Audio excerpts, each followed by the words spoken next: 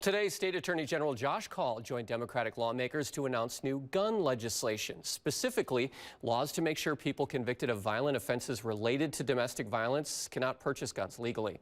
The bill reorganizes two current statutes, the crime of disorderly conduct and the definition of abuse, so that people convicted of disorderly conduct as a result of domestic violence are unable to keep a gun.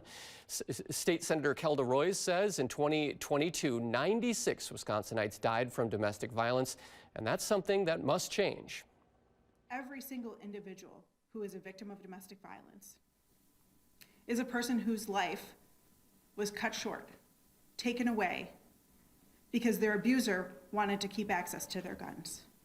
That person had hopes and dreams and struggles just like the rest of us. Their life matters.